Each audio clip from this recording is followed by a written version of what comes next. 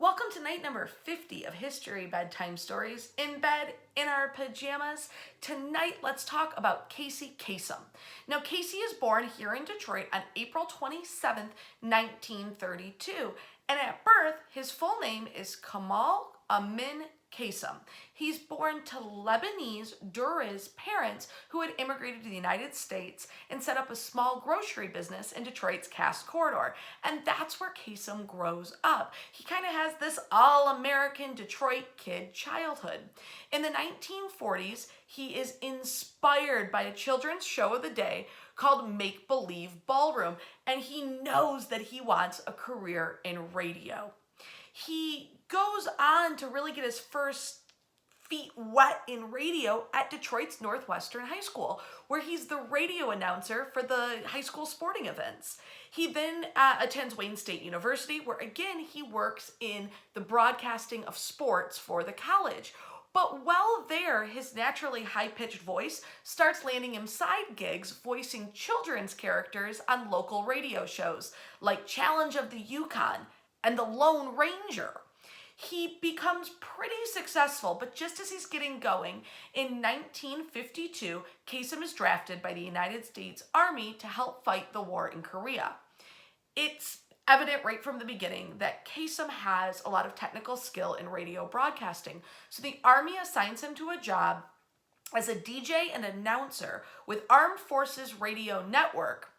He is honorably discharged following his tour of duty, and he comes back to the States. He goes on to become a lot of things, famously a disc jockey and a voiceover actor, as well as a live screen actor.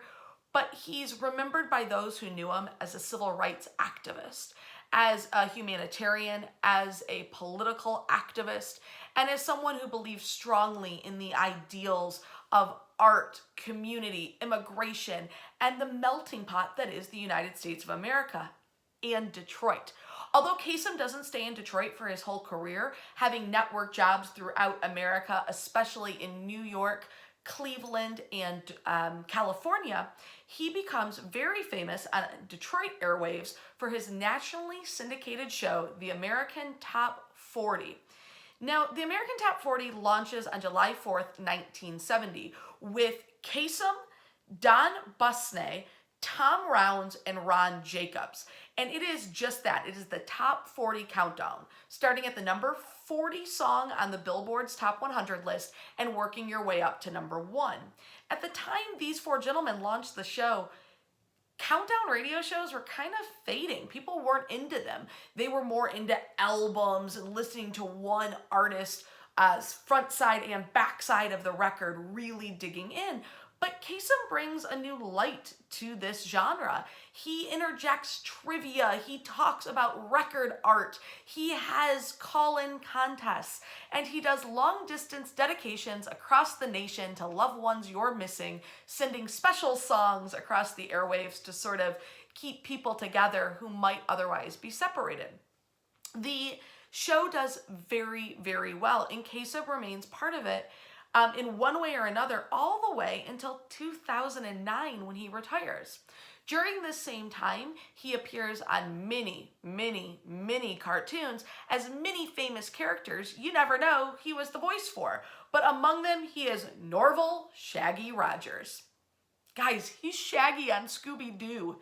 He is the original voice actor for the character from 1969 when the show premieres to 1997. In 1997, he steps away over a lot of artistic differences, but the one that made the news the most was the fact that Scooby-Doo had started doing commercials for Burger King, and Kasem, who was an animal rights activist and vegetarian, didn't agree with the positioning. He does come back to voice Shaggy from 2002 until 2009 under different producers. In addition to that, he was on Sesame Street, he was on Transformers the cartoon, and he was the official voice of NBC, helping every year to host the Jerry Lewis Telethon. Casey Kasem has a really prolonged illness and ends up dying in 2014 in California.